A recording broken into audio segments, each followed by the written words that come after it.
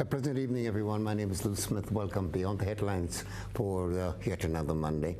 Special welcome to those of you joining us on radio as the audio is carried live at this time, as usual, I should really say. This evening, the topic, the electoral process for referendum. The country goes to vote in the referendum in 51 days from now, the 27th of October. Now let me explain tonight my guests who are all from the Parliamentary Elections Office will be dealing with procedural matters, just what will happen, what they have to do leading up to a referendum day and what is expected of them on election day, and of course what's expected of the electorate, we the electorate. So the whys and so forth about why we should have a referendum or why we shouldn't have a referendum, why we have the issues that are on the ballot paper. These are not for discussion this evening. This evening we'll be discussing the electoral process, try to find out the number of electors there are, the voting, the polling stations, where do we go to vote, the time of voting, and other procedural matters, what we'll be dealing with. Later on in the program, of course, you'll have an opportunity to give us a call on any questions you may have relative to what we're discussing this evening. My guests are Mr. Alex Phillip, he's the Supervisor of Elections. Next to him, Mrs. Ada Holder, as the Assistant Supervisor of Elections. And last but by no means least, Mr. Michael Millett, the Systems Administrator at the PEO. Ladies and gentlemen, good evening and welcome. Good evening. Good evening. Lou. Good evening. Good evening to listeners. Right. Well, let me start with you, Mr. Phillip. Just where we are with 51 days to go. With 51 days to go, I must say that the Parliamentary Election Office is at a stage where we are asking persons to get registered. Our polling stations have been identified. The presiding officers and poll clerks are identified. And we are on an outreach program to get persons to understand that in order to take part in the referendum, they'll need to be registered. If they are already registered, or you were registered for the last elections, there is no need to be re-registered. So we are asking persons who are not registered for the last elections to get registered before the referendum, please. What has been the response of the unregistered voters? You know, people sometimes are a bit hesitant to get these things done. Let me just say, Lou, the response has been very good.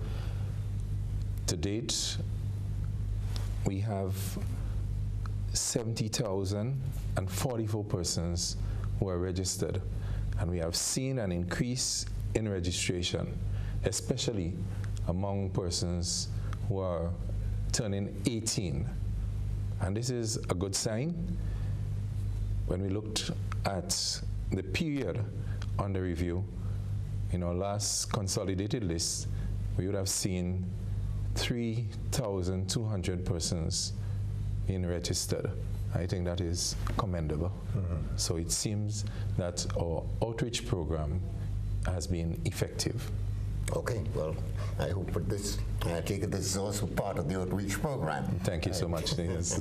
So that we'd have more and more people who are not registered turning up at the various parliamentary offices. That's where the registrations would take place, at the various parliamentary offices. Very much so, Lou. Okay. A couple of folks who are arguing say they're going to the office in Tartine Terrace. I said, no, you go to the parliamentary office was St. Patrick East, St. Patrick West, St. George South, and so forth. Am I right on that? The constituency offices. Constituency offices. Yes, and we have 18 of those, and we are encouraging persons to get registered there, not at the main office in Tantin, please. Okay. Could you make a divide in terms of we have more male, female, or female? I mean, you did say over 18 and over. I don't know if you have that. I don't have that statistics available. But I just wanted to let Mrs. Holder and Mr. Millett know you can come in at any time, because you're all part of the process of trying to get people registered. All right. So you are registered, and the day comes. Or are there any other things required of the elections office prior to referendum day? We are responsible for conducting the referendum, and according to the Constitution, Section 39(7), and in conducting the referendum, we are charged with the responsibility of designing the ballot. And this we have been working on. We believe that at this point we are satisfied with what we would have produced. We think it is workable. However, we need to get the message out there to the electorate as to what is on the ballot paper, and to facilitate that education so that persons would go there and make informed decisions. Would this be the actual size of the ballot paper? It would be very similar. Very similar. All right. What do we talk about the ballot paper? Do you want to take that, any one of the other folks? Let's talk about the ballot paper itself. What would voters see, and how do they cast their ballot? Okay. Voters would see one sheet of ballot papers. Unlike some people would have thought, maybe since there are 7 bills, then there are going to be 7 separate sheets. However, it is going to be on one sheet. The bills are going to be written. Symbols are also going to be used so that persons can make the association between the symbols and the bills. Likewise, there is the option for approval, which is yes. There's a thumbs up for the yes. And for no, there is what we normally see as a no entry sign. That's on the right side of the paper. Persons can make their mark either for yes or for no. The ballots also would be 2 sheets. Each ballot paper would have, for example, bill number 1 is going to be in a light gray. Bill number 2 is going to be in a clear, it's going to be just all white. Number 3 is going to be gray, and that's the sequence it's going to be, just so that it can be easier to make the distinction on it. And I can see viewers are seeing the ballot now, and this is what it is. So the bill number 1, the CCJ bill, and you can see the symbol here, which is the scale. For bill number 2, which talks about the Electoral and Boundaries Commission, there is a ballot box with a hand dropping a ballot in there, and there is a magnifying glass over it. Bill number 3, that's the bill for the leader of the opposition, and there are 2 persons standing behind a podium. Bill number 4, which talks about fixed date for elections. There is a calendar with an X on a date. Bill number 5, which talks about the name of state. There is a symbol there that represents the passport, and we have Grenada, Carrick, One Petite Martinique there. Bill number 6, which talks about the rights and freedom. There are 2 hands clasped together, a white hand, black hand. And bill number 7, which talks about term of office for Prime Minister. There is an image here of a person, could be male or female, and 3 groups of 5 sticks at the bottom there. That signifies 3 terms, 5 years each. And that's what the ballot is going to look like. The actual size of it is going to be printed quite large here on 11 by 17. So the font is going to be large enough. And there are also going to be perforations on the ballot. So maybe since we're on it, I can just explain the ballot. If we can just put that picture up again and we can look at it from the top. If we can get the ballot paper once again, so that they like to go through it from the top. Yeah. We have it there now. Okay, so there's it on screen. So right at the top of the ballot paper, it says Constitutional Referendum Act 2016 To the right of that, there is also a number. That upper portion there, that when the elector comes, the presiding officer along with the poll clerk, they are the ones who are running the offices. That poll clerk is going to write in that poll book, and the presiding officer is going to make his initial on the top of that ballot paper, and also underneath, which says voters to directions to voter. Two things are going to be written in there by the presiding officer. His initial is going to be there, and the voter's registration number is going to be there likewise. Above the direction to voter, there is a perforation, so the ballot is going to be torn right there. The upper portion remains in the poll book. The ballot now is folded from bottom up to the top, and all that's going to be revealed is the registration number of the voter and the presiding officer's initials. Then he or she would explain to the voter, this is where you make your mark, either for yes or for no. These are the 7 items. You go at the back, you make your mark, and you fold the paper just as I have folded it now and hand it to you. And when you return, you're going to return that paper folded, but I should be able to see your registration number, which was written at the top, and also my initials, that's the presiding officer. And then the presiding officer is going to verify, okay, that's my initial, that's the person's registration number. It's then going to be torn again at the perforation, and that is what is called the counterfoil. Only the ballot gets into the box with no additional marking on it. There isn't going to be anything that can identify that ballot and tie it back to a particular person. Yes, we can know that someone would have voted because the voter's registration number would be written there. However, no one would be able to determine whom or for what that person would have voted. Once it gets into the box, it is anonymous. And that goes on right up to the end of the time for election, for the referendum. Okay. Now, I note here directions to vote, and I wish you could take this a bit, although I think you alluded to it. Make your mark to the right of the word yes or its symbol to approve the bills, each of whose short title is given, and so forth and so forth. Is it going to be, oh, they've taken it off already, but I take it it's going to be that white empty space. That white empty space, yes. Okay, so that white space, and then you have a sort of gray. All right, you don't bother with that. But the white spaces, the one to the left will be if you're voting yes. Yes. And to the right as if you're voting no. And it goes for all 7. It goes for all 7. All 7 items. So the shade is just to make the distinction, make it easier on the eyes for not having someone mix up bill number 1 with bill number 2 likewise. All right. There's, as we talk about voting, something comes to mind, and I think this has been raised before. Which one, if it's Ms. Holder or the supervisor, in terms of people who are incapacitated, I mean, you can't see, you're blind. How do they? I mean, this is coming up again because you're having an election, as it were. How do we deal with?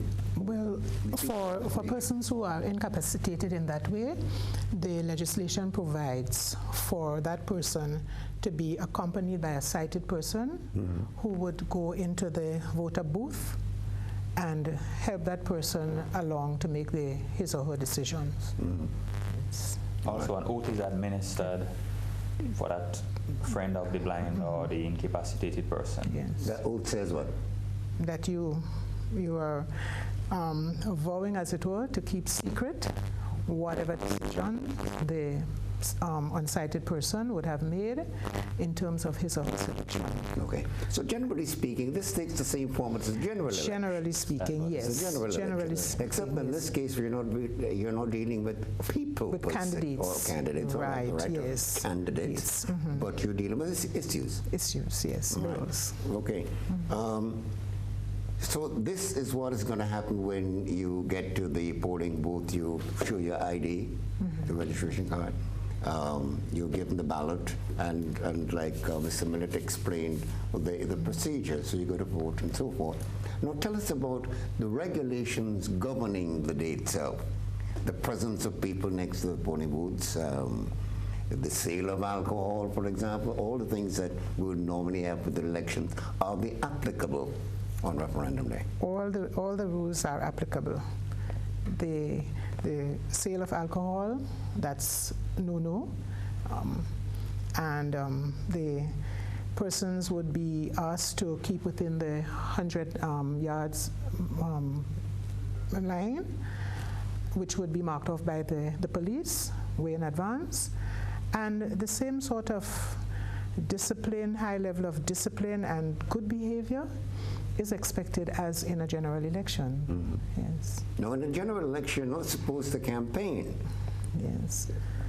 Do you campaign on this occasion? Do you tell the person, look, well, there are a number of issues we have, but I think you should do this, do that, or do the other? Well, as far as campaigning is concerned, I don't know who are the persons who would take on that responsibility. Okay. But the Parliamentary Elections Office is not involved in that aspect of it. Not at all. No, not at all. No, I was looking at it from the point of view not necessarily the campaigning up to, but can you discuss when you're within the precincts of the polling station? Well, preferably not. Preferably not. Mm-hmm. Yeah. Okay. Voting hours will be as usual. As normal, from 6 a.m. to 5 p.m. But that anyone standing in the line at 5 o'clock. Provision is made that anyone standing in the line after 5, they would be accommodated. Now I'm getting 5 and 6 is explained. Which is which? You have a 5 o'clock. Oh, 6 a.m. to 5 p.m. 6 a.m. to 5 p.m. All right. But anyone standing in the line at 6 o'clock. At 5 p.m. 5 p.m. My apologies. Yes. Anyone let me take it again. Or let me allow you to do it. Anyone standing in the line at 5 p.m. would be accommodated. That person would be allowed to vote, or those persons would be allowed to vote. All right. Now the usual lists of registered voters being posted at various places, revenue offices, post offices, and other places. That is also a part of the that obtains as well. Yes. But I guess you want to urge people to check the list of those lists. Not just check, but scrutinize to ensure that names are correctly spelled, polling divisions are correct, addresses. Because we have persons who sometimes they change their residence and they don't remember. And they look for their names where they were living previously. They would have given notice to the Parliamentary Elections Office, look, I have changed my residence from one constituency to the next. And then they forget that they did submit for a change. And they look, they would inspect the list for the constituency where they were living previously. And when they can't find their names there, it becomes a problem sometimes and an issue. So that's why we're asking well in advance. The lists, they're posted all over the constituencies.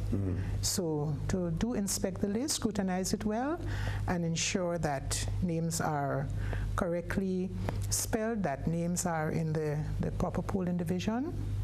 One of the things we're asking persons to be particularly attentive to has to do with those females mainly who would have been using double-barrel names, mainly married persons, married women, and they would have retained their maiden surnames as well as as we say, their married surname. And they sometimes forget that they would have asked for the double-barrel names. So they would scrutinize the list and they would look for one surname, which would be the married surname, forgetting that they would have asked for the double-barrel. And the list is alphanumeric. So it would take the initial of the first name. So it is very important that persons do remember the names that they would have asked for, that they would have used, that they would have requested when scrutinizing the list. Okay. Additionally, though, just a few weeks ago, we would have launched our website, Right. www.peogrenada.org. Again, www.peogrenada.org. And on that website, you can also check the list for the various constituencies. So persons who are unable to visit some of the places where the lists are normally posted up can check online and see if they are registered. Okay. All right, we take a short break here, but don't you go away. There's more when we return beyond the headlines.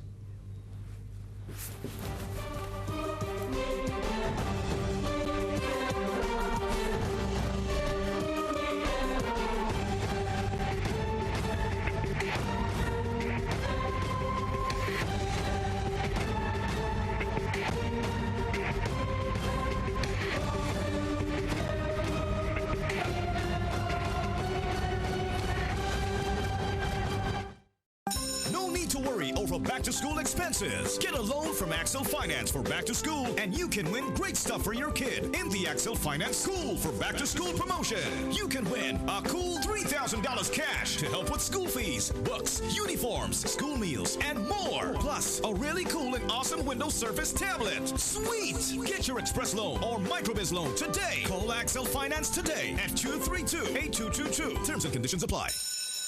Hey, you! Who are you? Are you bold, vibrant, full of color and life, with energy waiting to just burst out? That youthful vibe. Or are you a classic? You love the old school, but you still know how to keep it relevant. Kinda like a retro mix. Nah?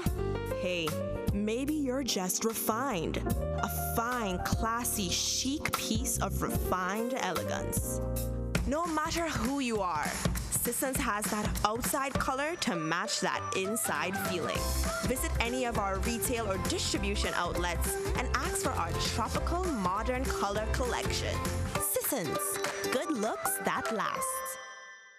Are you a manager, supervisor, or senior employee without a bachelor's degree or managerial certification? Then this is for you. The Center for Development and Certification Training is now offering a CVQ Level 3 management course. The course can be pursued by anyone, irrespective of your academic level, since candidates' managerial and supervisory work experience will be used to assess their competency. So get certified today with a CVQ Level 3 in Management from the Center for Development and Certification Training, CDAT. For more information, you can call 458-8132 or email info@cdat.net. Now at Netherlands Insurance, we're offering you more coverage for free, more mobility. If your vehicle is stolen or immobilized, we provide a replacement for up to 14 days, absolutely free. More safety, coverage on all windscreen and glass replacement, up to $3,000, and that's free. More service, 24-hour roadside assistance. Yes, that's also free. Enjoy more convenience, mobility, and safety only from Netherlands Insurance. Call us today, 444-3012. Netherlands Insurance, a policy to do more. What are you shopping for today? Don't we grow fast? Over the years, Marcus has grown to be a business that can be relied upon by students and parents and trusted by officers. Mr. Marcus, I always ask myself, why do I keep coming back again and again to Marcus? Because of these amazing high-quality products that last a long time. Our first-class customer service, same-day fast and free delivery to offices, all at very affordable prices. Is that so? Tell me more. Get toys such as Transformers, Legos, and more. Greeting cards, cardstock, birthday party supplies, and a wide range of office and school products. Do you know a portion of your dollar goes back into the community? Oh, really? That's great. Marcus for quality and affordability. Stretch your dollar. And remember, Mr. Marcus said so.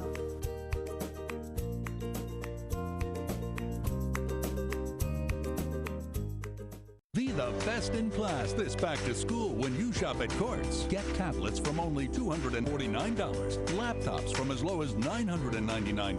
Plus, get a free gift with selected purchases. What's more, shop on credit 24 months and over and pay absolutely nothing for 90 days. With the widest range, the best prices, and the world's best brands, Courts has all you need for back to school. Courts, bringing value home.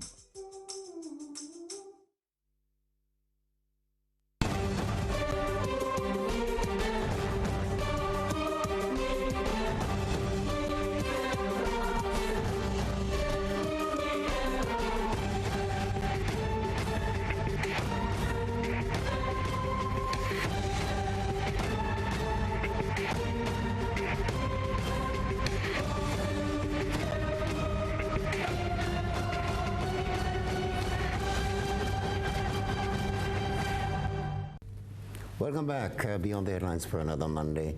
And this evening, the electoral process for referendum. Remember, the country goes to vote in the referendum on the 27th of October.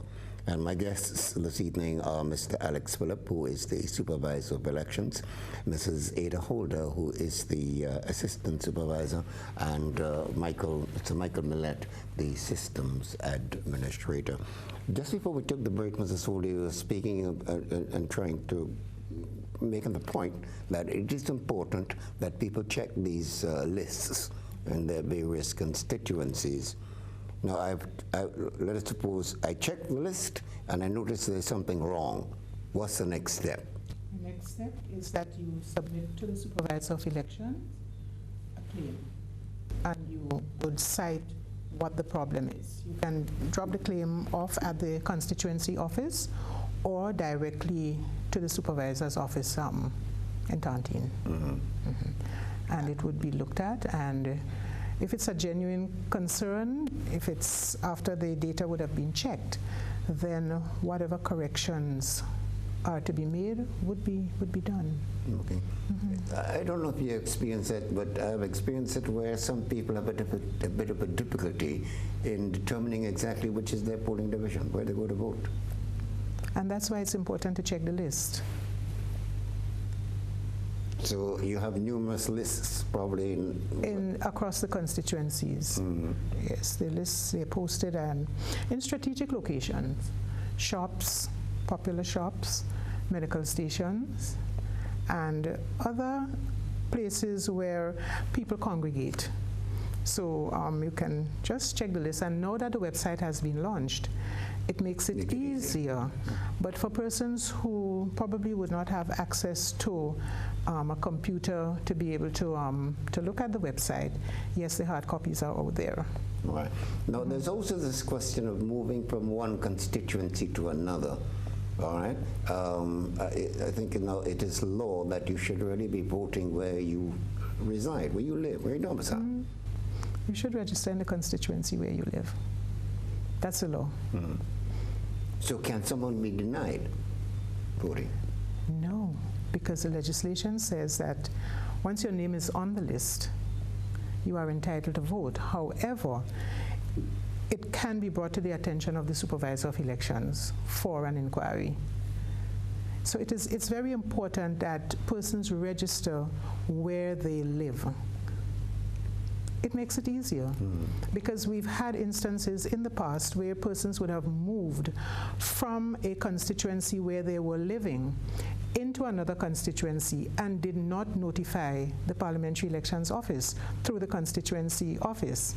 And then on election day, they would turn up in that new constituency and can't find their name or names anywhere. And then you have this furrow of, names were moved and taken off. But that cannot happen. For somebody's name to be moved, the person has to initiate that. The system does not allow for any sort of change or movement unless the registrant initiates it. Okay. Yeah. Anything else you want to add on registration? I think Mr. Millett mentioned it earlier. Yeah, and it's important that people really understand this, because once a card is issued, somebody loses a card, you come to the office, to the parliamentary parliamentary office at your constituency and make an application for a new card. If it so happens that that person would have found that second card after they would have done that second registration, but when they did that registration, that first card would have been revoked. Somebody decides they want to move from one constituency to the other. Persons are of the opinion, I have my card, it is in good condition, you can just move my name, and this is what Mrs. Holder is saying. The system can't do that. The person has to go and do a new application. So if you lost your card and you need a new card, you have to do the entire process all over. You're moving from one constituency to the other, you have to go and you have to make that request, do the application all over again. So it's not like you lost your card and we can just do you a reprint. Every interface with us has to be initiated by the registrant. So we can't just move names. The system is not designed to move. So move should not be a word that resonates around us here. We don't do that. We can't do that. The only thing we do in relation to that is if someone comes to do a replacement, the old registration is removed and the new one is automatically inserted. Or the names are deleted when the list of dead persons have been sent to us from the births and death registry, then the names get off the list. Okay. That's the only time. All right. One of the things, though, there are persons out there with 2 and 3 identification cards because they would have claimed that they lost their card number 1, and then they would have found it. But in the interim, they would have applied for a replacement. And then it can happen again. That is something we have no control over. It was just brought to our attention that there are persons with, we thought it might have been about 3, but then we subsequently learned that it's up to about 4. So. But cards don't mean multiple appearance on the list. Yes. Mm-hmm. That's why the system fingerprints, so you can only be on the list once. So if it so happens that you claim you would have lost 10 cards and paid for 9 replacements, your name is on the list only once. Okay. And you retain your same registration number. Yes. All right, we have I just want, no, we don't yet. I just want to let you know that the phone line is open. The number is 440-1252. We welcome your calls. Now, in making the call, please try and keep the volume of your monitor, be it the radio or television, at a very low level so as to avoid any feedback. And of course, try and speak up as best as you possibly can. And remember, we're dealing with the procedural matters. Any question you'd like to ask, for example, on the ballot paper, that will be accepted in terms of the hours and so forth. All things governing the conduct of the referendum on referendum day. So we've dealt with registration. People have gone now to the polls, they've voted. Next, counting. How was that done? Okay, well, this is an exciting area for us in that it is difficult for someone to think or try to say or maybe analyze how are we going to count all these ballots and still come up with the results before next day. Firstly, each of the 7 bills is a referendum in itself. So at the end of at the close of polls, the ballots would be taken off from the ballot box, and the ballot along the perforations, they are going to be torn. They are going to be put into 7 groups. So all of the bill number 1 will be put in one envelope. Bill number 2 will be put in a second one, likewise up to bill number 7. And then the counting is going to start. Only the valid votes for yes or no are going to be counted. So a rejected vote or a rejected ballot is a ballot that may not have had anybody marking on it. So someone would have gone in, there are 7 bills and you only voted on 1 or 2. The others that you didn't vote on are now rejected ballots, so they're not counted. So the valid ones are those where a yes or a no can be clearly identified. And it is important that we understand that 2/3 or 66.66% on every valid vote for that ballot is what is going to determine whether or not it is going to be approved or disapproved. So we can have total 100 persons voting for bill number 1, 600 for bill number 2 in the same polling station, but only the valid votes are going to be used to determine whether or not that bill is approved. So this is going to be counted for all 7 bills. For the first time ever in our history, we are going to be doing an electronic tabulation.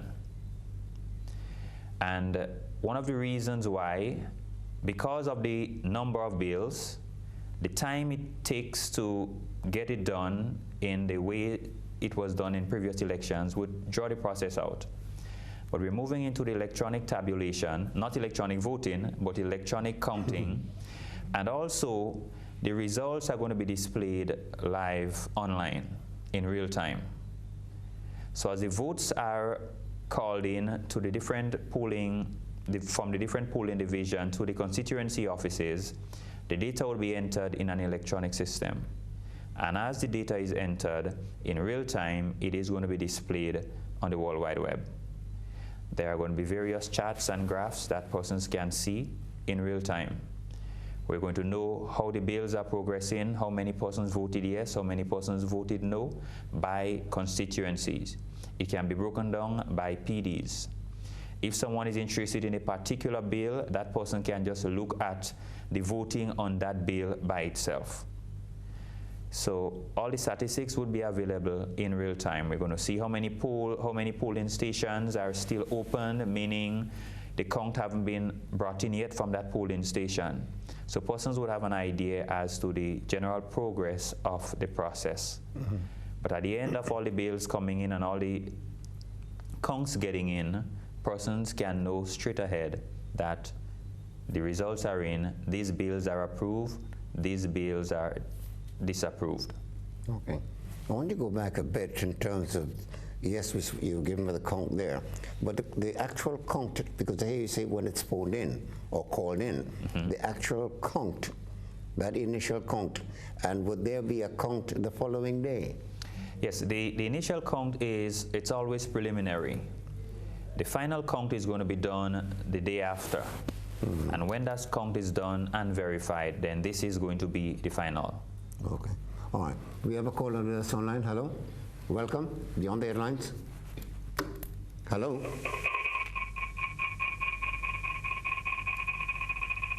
Well, it seems like we have a little bit of a problem there making. Hello, are you there?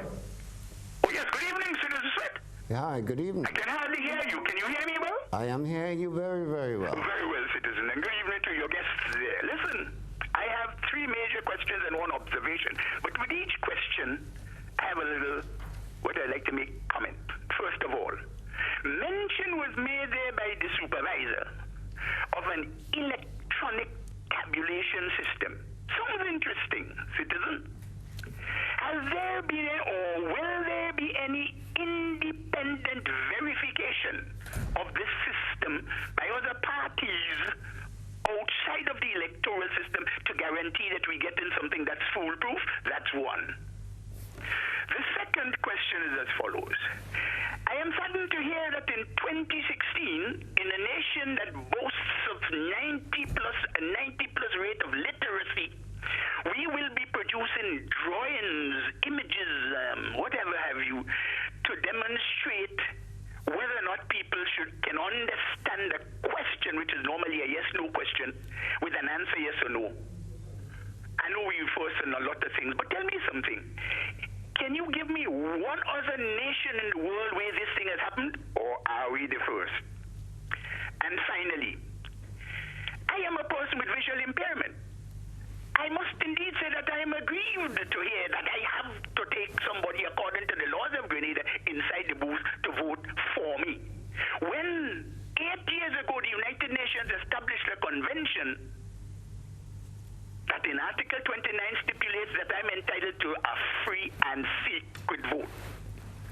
Can you respond? Why is it, with all all these rudimentary and even for the electronic devices, modern devices, that I still have to have somebody to go inside to vote for me. And finally, the comment. Citizen electoral supervisor, you said, quote, a few weeks ago we would have launched our website. My question to you here is, why hadn't you done it? Don't answer it now, but pay attention to the use of would have plus the past participle. It does not speak of what has happened or what happened. Thank you very much, ladies and gentlemen. All right, caller, thank you very much. Yes. And your response? Okay, if I should respond for the first question that was asked about the electronic tabulation. At the close of polls, the bills will be separated and counted. The presiding officer, along with the monitors who are going to be in the station, would all have tally sheets. The votes are going to be counted just as is normally done at a general election. What happened during the general election is that the votes would be phoned in, and normally, or like last election at the Trade Center, so it's phoned in from the presiding officer to the constituency office, returning officer, and the returning officer is then going to phone the parliamentary elections office where they normally assemble at the Trade Center, and the votes are going to be added up. This time around, the votes are going to be manually counted at the polling station. The presiding officer is going to phone the results in to the returning officer. Instead of the returning officer calling headquarters, let's say at the Trade Center, that information is going to be put into an electronic system for display. So there isn't going to be any system or electronic system actually counting the votes, but persons are going to be counting the votes. And the results relayed are going to be entered into that electronic system for display. At the close of poll, the monitors would have the tally sheets to verify the information that was counted. The ballots, after they're marked, they're going to be shown to the persons who are present there when the count is being done. So the entire process is going to go along just as a general election. However, the results would not be manually tabulated but entered electronically for the display. Okay. We have a caller on the line there, but briefly, if we can, two other things in terms of the symbols being used in the caller.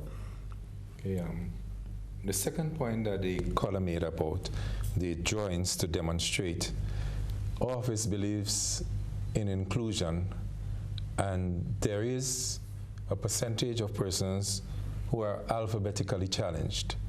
So we are catering for those persons. That's why the symbols are there. However, for the persons who can read and write, we do have the words printed, so persons are able to make, as we say, informed decision. And there's the last part. He wanted to know why still at this time he has to have someone go with him to the polling booth. This is a work in progress. I know that we would really like to address that, and hopefully in years to come, that situation will be addressed, that when an electronic system is available, or that persons who are having problems with sight and otherwise, that those persons would be able to vote without any assistance. Okay. However, at the electoral office at this point, we are catering for persons because we are thinking about access, and we are providing ramps in most of our polling stations, or having them located in places that are accessible. Okay. We have another caller with us. Hello, welcome. Are you there? Hey, that's not what you see there. You see something before that. Hello, will you? Hello, hello. I don't think that caller is. Like someone just said to me. We have a caller with us there. Oh no, it seems that we've lost that one as well. Sorry about that. The number is 440-1252. Again, it's 440-1252. Let's go back to the telephone line. Hello, welcome, Beyond the Headlines. Hello? Hello? Yes, you're on the air. Yes, I hear you very low. Two questions. I want to ask, how much, when you get your ballot paper and you're going into the room to vote, how much time you have? Because yes, you have to read to understand what is on the ballot paper. Sometimes you are a slow reader. I want to find out how much minutes you have to take to vote. And the second part is, I want to find out if you vote for 3 things on the paper, how you call that, if it's a pass or a fail, or you have to vote the 7 things on the paper to consider it yes. Okay, caller, thank you. Okay, I'll answer the second question first. If you vote for 3 of the issues, or you decide to take part in 3 of the referendums, that's fine, that's your choice. However, the blank parts, the other 4 bills, will be considered as rejected. So persons, if they vote no, so that would not be counted as the system administrator would have said, because we are using for tabulation the total number of valid votes, not the rejected ones, those votes that are counted yes or no for tabulations. All right, hold on. Is there a given time voting booth? Well, it is hoped that the referenda education would be so intense leading up to the actual date that all citizens would become so very familiar with the bills that they would spend just comfortable time casting their vote. So in terms of saying exactly how much time a person can spend in the voting booth, that would be a little bit difficult. So, as I said, it is hoped that persons would become so familiar with the bills that it would be minimum time. Another call is there with us. Hello, welcome, Beyond the Headlines. Hello? Hello, good night. Yes, you're on the air. Go ahead. Yes, just a question of on transparency. Would there be any regional or international organizations such as the OAS overlooking the referendum on referendum day? Thank you. Any observers? Thank you so very much for that question. The UNDP, who has been lending assistance to us, would have expressed an interest, and I know that CRAC is looking into the possibility of getting persons to be here to observe the referendum. However, I would just like to comment a little about the process on Elections Day.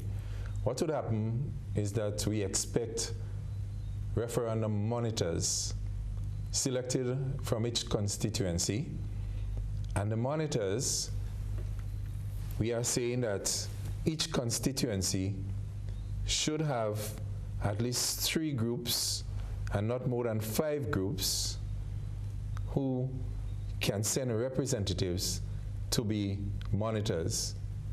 Each group would have 1 chief, and these persons would be assigned to polling stations as observers.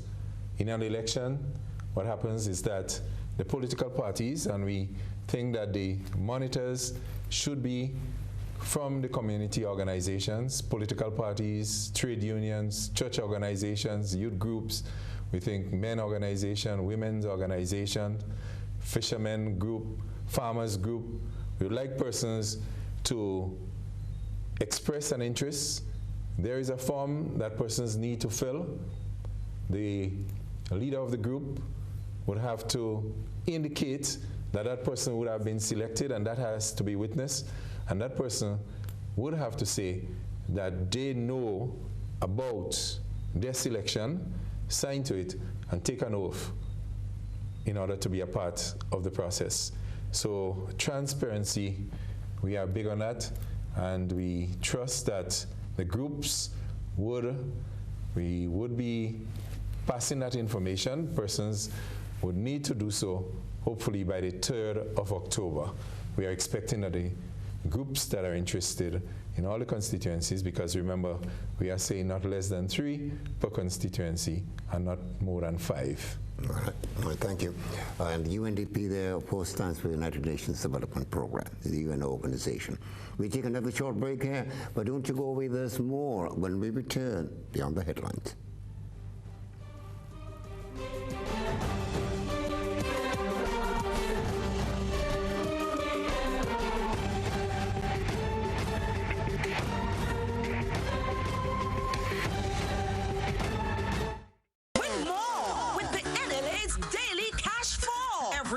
With more plays and bigger prizes to be won. It's a 4-digit game with all the bet types you already know and much, much more. From 0000 to 9999. Choose your 4 numbers and place your bet from 11 different bet types. Choose from inline, 4 different mixes, first 3, last 3, and 4 different backup options too. Best of all, it starts at just $1, except for backups, which starts at $2. Win as much as $5,000 with a $1 inline bet and as much as $6,200 in a $2 backup bet. Imagine $50,000 for a winning $10 inline bet. There's definitely more to win with the Daily Cash 4. More plays, bigger prizes, twice per day, Mondays to Saturdays. Must be 18 and over to participate.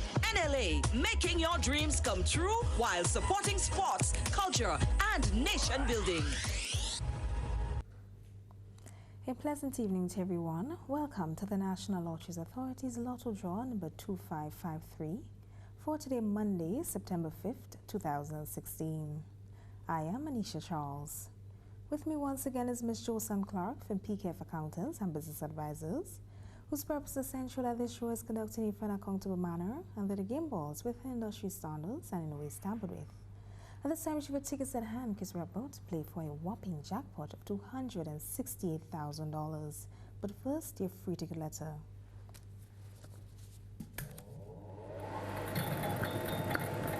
This evening's free ticket letter is A as an advantage. Let's proceed for 5 winning numbers. Good luck.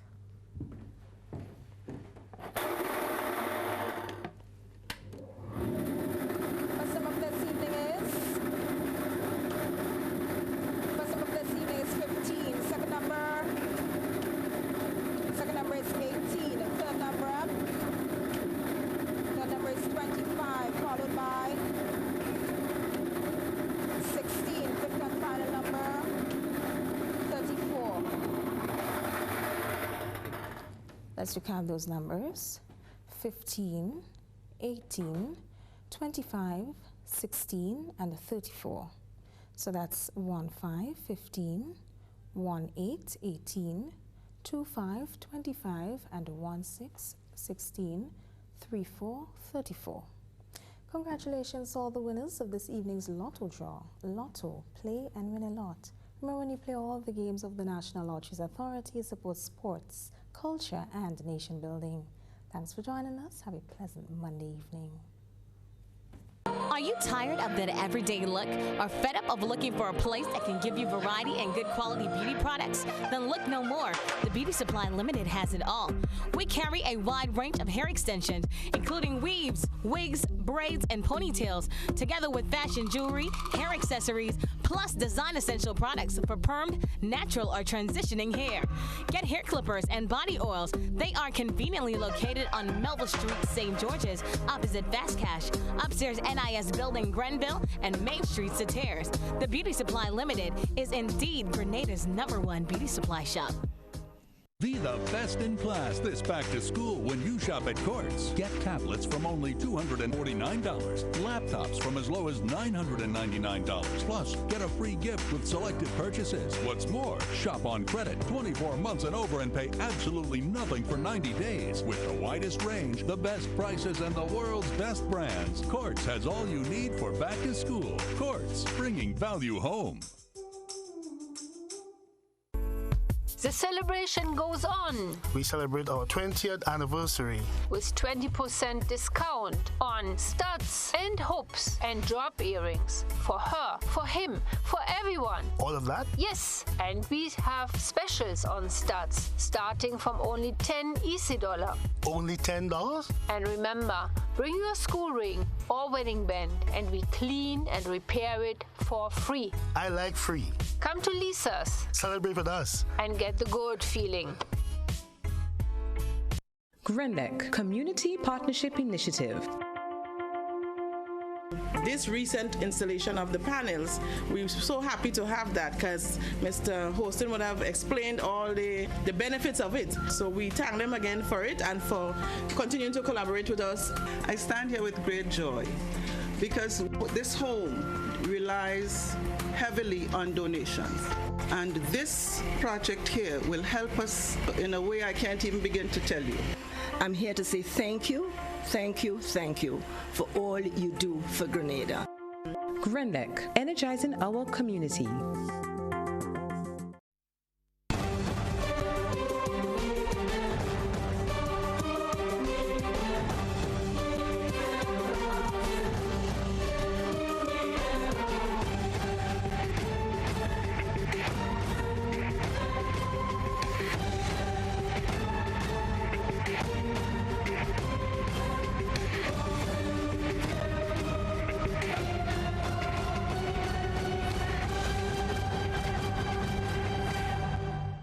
Welcome back, Beyond the Headlines for another Monday. We have a caller with us online. Let's see if it's all smooth going. Hello. Greetings and good night. Hello, good night. I'm hearing very low. Oh, yeah, you go ahead. I'm hearing. We are hearing you. Okay. The presentation tonight, including the responses to the various concerns raised thus far and the discussion, is very interesting. And I will say also worrying, at least for me.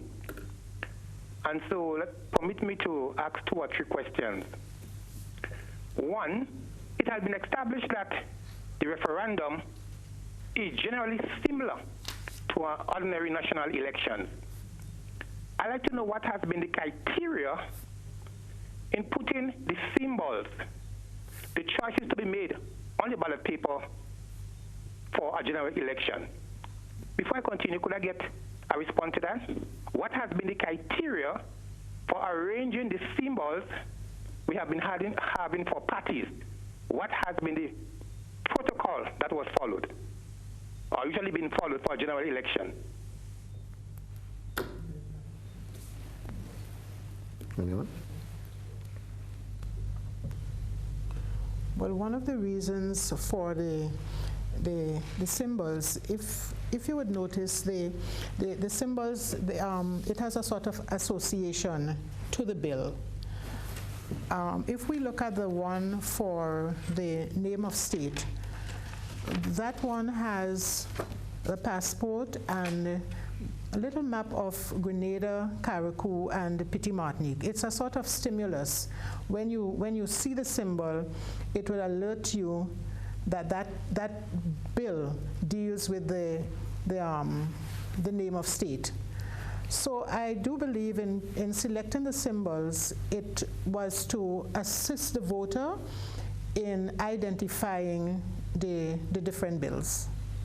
And that basically was the reasoning behind it. Oh, a caller? Well, the caller's left. I thought he had more than one question. So I hope he gets through again. 440-1252. We have another caller with us. Hello, welcome. Beyond the Headlines. Hello, I got cut off. Oh, sorry about that. Luckily, I'm back. I was trying to pick up the response, but I don't get it clearly, except to say I am just concerned about the order of the symbols on the so-called ballot paper. In other words, I get to understand that some alphabetical sequence was used to put the bills in the way it is now arranged. For example, the Cecilia bill is placed first. My question, and it still remains, what has been the criteria used in the past for a normal general election to put the symbol for the various parties on the ballot paper? Before I get cut off, let me go to question 2. Looking at, generally speaking, a ballot paper is all about a one vote. While we are forced to understand and to accept that our referendum is more or less a number of referendums, a referenda in one, for me it is even more worrying to have 7 bills, 7 different votings to be done on one single paper. I want to humbly submit that this might be wrong. A ballot paper should be, at any one point in time, be about voting on one particular issue. And thirdly, you have talked, the whole idea of campaigning was brought up, and you said that you think within now and referendum day, I'm paraphrasing here, that the people will be comfortably knowledgeable on the bill, on the bills. My question, who is responsible for educating the general public on the procedure for elections? Again, while the so-called various other parties, including the political parties and interest groups, might be campaigning for a yes or no, I think, as you are doing now, the electoral office is responsible, and I'm frightened that between now and then, you don't have the capacity, and I have not seen you have the resources and the effort to make sure that every ordinary Grenadian who are eligible to vote will vote. The point remains, it's a special situation, it's a first-time situation. The symbols and the arrangement on the ballot paper is totally new, and so it calls extra effort. And I'm saying, in my humble analysis, the people of Grenada must understand what is happening and stick to understand the issue. And the powers that be, including your office, need to take a different approach to ensure that something of integrity and of substance takes place. Thank you very much. All right, quite a lot said now. Yes? Thank you so much, Kola. The way the bills are arranged on the ballot paper, that was a debatable question, and we ended up, because we had to do something that was fair, putting the bills in a sequential order alphabetically. So the first one, Caribbean Court of Justice, is C. The second, Elections and Boundaries Commission, E. We looked at ensuring the appointment of a leader of the opposition. That was Bill 3. Fixed date for election, F. Then we went on to look at the name of state, that's N. Rights and freedom, 6. And the 7th, terms of office of the Prime Minister. There wasn't anything that we had, because we went out, listened to the public, and the public was asking about the bills, and we listened, the symbols, persons were asking if there would be symbols, and we know that we are a population, when persons are voting, that they are accustomed to using symbols. So we wanted to use a similar format. Let me just say that we trust that this is not a worrying, or there isn't anything wrong about it, because in an election, what happens is that the parties would have their symbols, and what would happen on the ballot papers is that they would be placed not, for example, you'd have the one candidate at the top, and I don't know what order they would have used in the past, but I'm sure that we do not want to bias any of the bills. So that is why we chose that part. At the office, we think that we can do it. I believe that we have the capacity to do it. As a matter of fact, we have demonstrations on our website. We would like to have programs on TV and so forth, prime time, where voters would get acquainted with what is expected on referendum day. And we believe that our public, we trust the public, we trust the electorate, that they'll make the right decisions. Just pardon my ignorance, but is there any significance or some importance in the order? No significance. There's no you can significance. just go anyhow. It's random. We just chose alphabetical, just for. I mean, the main thing is exactly what it's ballot. Yes. I think the caller is also speaking about one the ballot as against the. Let's just say that we had consultation with persons who would have held referendum in different countries, and there are countries that would have had referendums with more than 7 bills, and they were on one ballot paper. So we adopted that model. We think it is workable, because if we had 7 sheets of ballots, that would have been a humongous task, and how we would have handled it, we think logistically, it could have been a nightmare for us. So this we believe, because what we are saying here is that there are 7 ballot papers on one sheet. 7 ballot paper, and the laws cater for that we have 7 ballot paper perforated on one sheet of paper. I should have asked this before, but again, tell me if I'm wrong or right. It's the first time we're having a referendum. That's it. And Lou, this is the first time we are having a referendum in Grenada. So we'll obviously have these questions, and we welcome those. And we trust that with this that we are doing, we are transparent. We'll learn from it as we go along. But persons who would have done it before would have given guidance. Okay. And we are taking. We have another caller with us. We welcome you. Hello. Hello, good evening. Yes, go ahead. You're on there. Yes, I listened to something the lady said, that the population will be, or the voting population will be well acquainted and well knowledgeable towards that effect of the procedure, what is expected on the day. I wonder if she's aware that people don't even know what they are going to be voting on, much more as to they will be educated. Where is the time to educate the people at this point in time? Today is the 5th. You have 25 days in a month, and you have 26 days in the next month. For a population of voters, that is no time. It is very inadequate.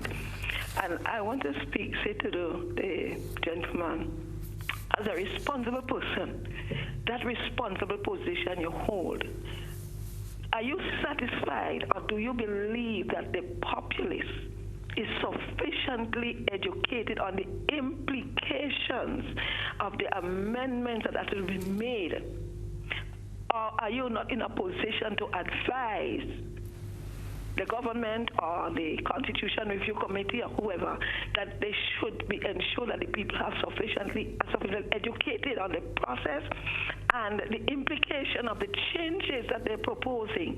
Because 90% to me of the electorate do not even know what the implications are for the things that they are to vote on. For instance, you have one thing, improve human rights. What are the bills? I think that Bill of Rights, I think 42, I think I heard, 42 amendments. Do people know what these 42 amendments are? Should you not really advise from your position that, look, we don't think, you're not satisfied that the population is sufficiently knowledgeable for this first referendum we're going to have in Grenada? Thank you very much. Well, I think that's a very valid observation, caller. And just to clarify that the education on the bills is the responsibility of the Reform Committee. We are responsible, the Parliamentary Elections Office is responsible for the conduct of the referendum. The education process is the responsibility of CRAC, the acronym for the Constitutional Reform Advisory Committee. So I could, from where I am, I could only hope that their outreach and their education would be so intense that the population would be fully apprised of what is required. So I could only speak to that in that light. So thank you very much for the observation, and I hope that those persons responsible for it would take it in the context in which you have shared it, and it's very welcome. Thank you. Okay, very interesting indeed. As a matter of fact, when she spoke about the implications of, I think that's one of the issues where I'm not too sure that many people would be really aware of. Another caller with us? Hello? Hello? Yes. Sorry to come back, but the discussion compels me to come back. Now, in terms of looking at the arrangement, the order of the symbols, the response used expressions or words in the form as we feel it is fair, there is no bias, there was opinion, discussion with the public, consultation with outside forces. No, I think it is ridiculous. Now, I want to submit that there was bias and there is bias. It was not done just like that. If it was done at random, then key parties would have been consulted and the nation would be aware of it in a better way. I want to submit to you that the Caribbean Court of Justice, going towards replacing the Privy Council with the Caribbean Court of Justice, this is the main reason why Grenada is undergoing a constitutional referendum. And as such, by all means, and the easiest way possible, any strategic measure to be used to ensure that most of the votes at least go for the CCJ, this is what is happening. In other words, we can manufacture or we can set our colleagues in such a way, the most dumbest person, the most illiterate person, to say, okay, all you do, put yes to the first one, and with all respect, forget everything about the rest. Forget everything about the rest. I am saying that this way, the order of this symbol should be reconsidered. It is not fair. It is biased, and there has not been any precedent set by the national election. And if there was no criteria, then we should have a different approach in that way. And I will reiterate to tell you that the new symbols need sufficient time to be entrenched in the minds of the people. Okay. And if this is not done properly, it just reinforced my point that you will just let people go and vote, number one, yes, and hell was it. Okay, caller, we got the point that you're making, and I think it goes back to what Mrs. Holder was saying a while ago in terms of educating people. I think this is all part of the process here, and of course, CRAC, the constitutional reform people, are the ones who have the responsibility. The role of the people in the election office is to deal with the conduct of the running, the holding of, as it were, of the referendum. We'll have our last caller for the evening. Hello, welcome. Hello? Yes, Citizen Smith. Hi. Permit me 1 minute, sir? Yeah. Yeah, listen, I have a little concern here. Read these symbols. Now, I remember one time I went to court and so on, and a lawyer tried to lead me in his questions, and the magistrate had to restrain him and said, you're leading the witness. Here we go that we expect people to go to the polls and make an informed decision. In other words, a decision made on their own informed consent. But you put in a symbol for them. Isn't it tantamount to leading them, Citizen Smith? I'd like to get the ideas and the views of the people on your panel on that, because I consider it dangerously incorrect. Good evening. All right. Well, it seems that we have an issue with symbols. It seems so. Well, I mean, in my humble way, I thought it was the norm that you'll find, particularly in countries like our own, where you have symbols. It's against like in an election, the symbol is against the name of. But you want to make it. He said he wanted to hear from you again, in terms of the use of the symbols. Well, what we are saying at the electoral office is that we are transparent. We are listening to the concerns, and we would like, as I said before, this process to be one of inclusion.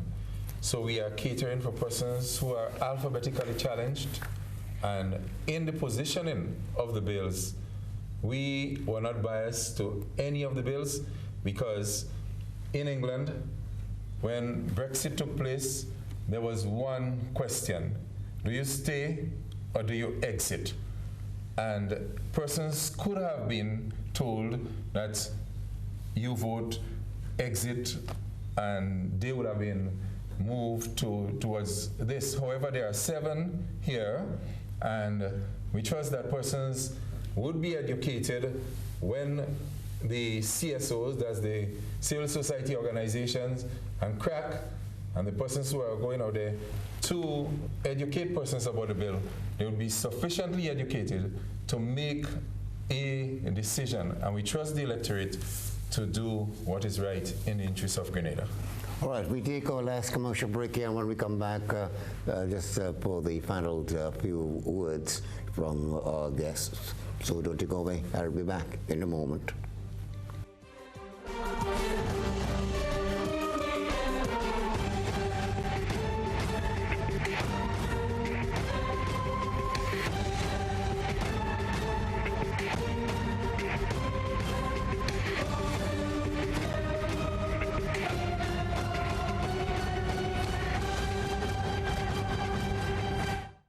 Best in class this back to school when you shop at Courts. Get tablets from only $249, laptops from as low as $999. Plus, get a free gift with selected purchases. What's more, shop on credit 24 months and over and pay absolutely nothing for 90 days. With the widest range, the best prices, and the world's best brands, Courts has all you need for back to school. Courts, bringing value home.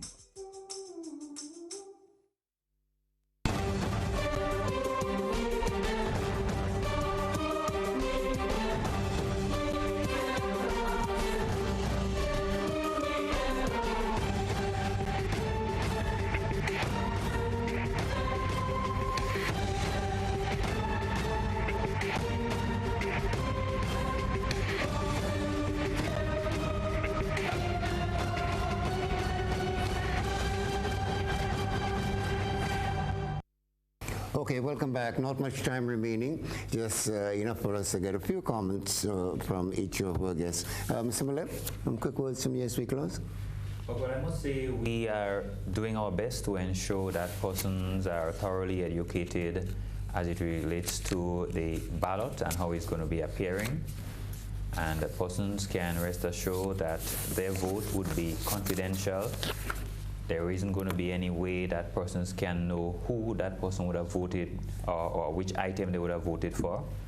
But as is our motto at the office, as we say, referendum is in the air. You can only participate if you register. So please go and get registered. A quick word from Mr. Solda. And I would just like to continue along that line to encourage persons to become registered if you are not yet registered. We wish to really applaud our young persons turning 18 years. We've got good responses from them these past week, and so we wish to encourage them, persons who are turning 18 years of age, to become registered, and other persons out there who are not yet registered, please don't wait until it's crunch time and you would have to wait a long time at the constituency office to become registered. Now is the time. It takes less than about 5 minutes or so, 5 to 10 minutes to become registered, and then you return about 2 weeks later to collect your card. That takes about less than 1 minute. So now is the time to really get yourselves registered. Also encouraging all registered persons to scrutinize the list, and anything that relates to you that is not in order the way you would want it in terms of the spelling of your name, your polling division, please notify the constituency office. The registration officer would take your concerns into the supervisor of elections and it would be addressed. So get registered. Thank you. I leave the final minute for you, Mr. Supervisor. Yes, first of all, I would like to thank the staff at the electoral office for being there and really working hard for us to reach at this stage. I also want to thank the persons who would have agreed to use the spaces that they have for polling stations. And we want to say that at the electoral office, we respect every Grenadian. We operate at a professional level. We believe that every voice has to be heard, and your concerns are our concerns. They are taken on board, and this is for us. We are begging persons once again to register and be a part of the process. What I can say is that we'll have ballot paper for every person who is registered come referendum day. Okay. All right, thank you very much. Again, we want to stress it is important that you have a card like this to be eligible to, am I right in saying that? To have this to be eligible to get into the polling station and cast your ballot. Okay, I want to say special thanks to Mr. Alex Phillips, Supervisor of Elections, Mr. Zeta Holder, the Assistant Supervisor, and Mr. Michael Millett, Systems Administrator. That will be complete our program for this time. Thanks to those of you who called. Thanks for being in our audience. Until the next time, I'm Lou. So long.